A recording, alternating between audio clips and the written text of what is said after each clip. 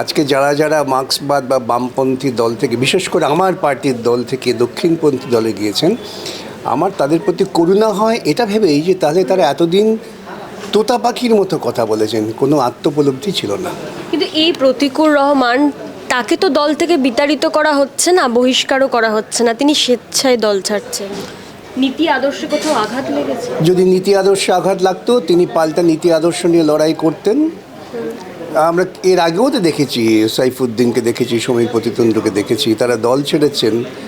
তারা কিন্তু দক্ষিণপন্থী দলে যোগদান করেননি, যদিও তাদের রাজনৈতিক সিদ্ধান্তের বিচ্যুতি ছিল, কিন্তু কোনো সরাসরি দক্ষিণপন্থী দলে যোগদান করেননি।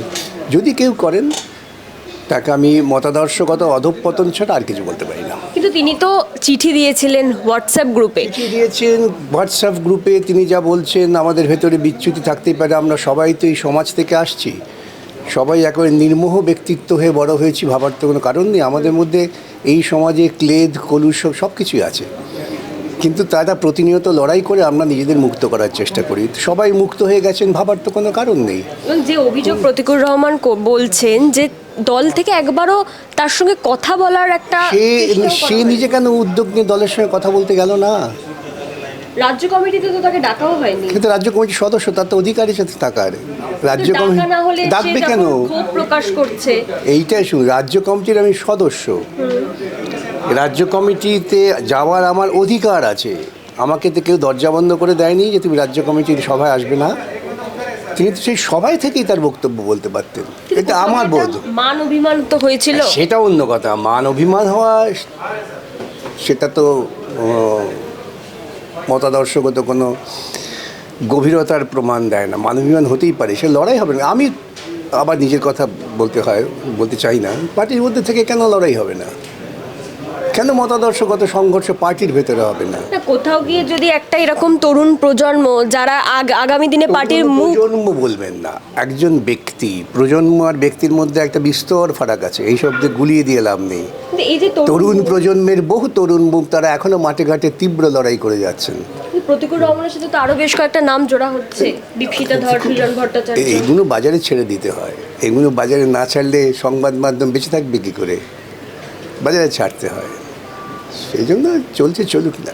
এটা কিন্তু আরেকটা ইতিবাচক দিক আছে। ওরা যত বেশি আমাদের বিরুদ্ধে নেতিবাচক প্রচার করবে, তত বেশি কিন্তু মানুষের মধ্যে ইতিবাচক ভাবনা তৈরি হবে।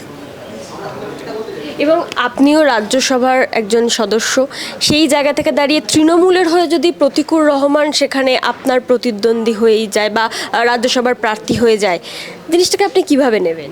আমার প্রতিদ্বন্দ্বিত্ব কোনো ব্যাপার নেই, প্রতিদ্বন্দ্বিতা নয়। ওদের ঋতব্রত আমার অত্যন্ত স্নেহভাজন ছিল, তো সে তো চলে গেছে, তাতে কী হয়েছে? আমার সঙ্গে তো রাজ্যসভার ঋতব্রত দেখা হয়, দেখা হলে আমি কিরে কেমন আছিস, ওই বরং একটু লজ্জা মুখ ঘুরিয়ে যতটা পারি এড়িয়ে যাওয়ার চেষ্টা করে, তাতে কী আছে?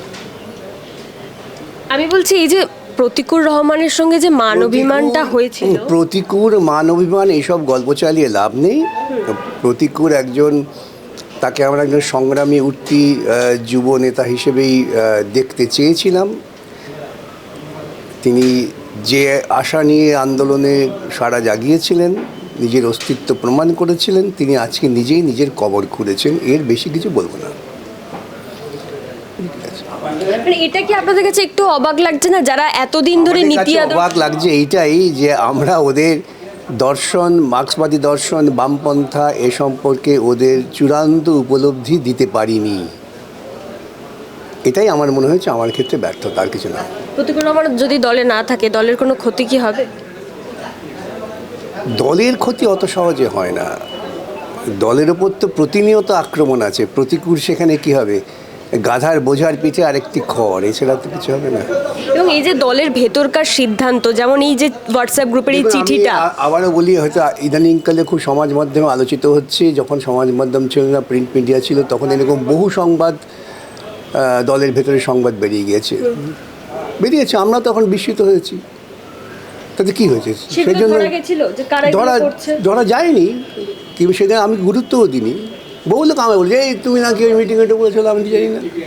মানে এই যে এখন মানে বিমান বসুর সঙ্গে কথা বলছেন, তাহলে সেই আর কি? খবরও ফাঁস হয়ে যাচ্ছে। বিমান বসুর সঙ্গে কথা বলছে, খবরটা ফাঁস হলো, অপরাধ কী হলো?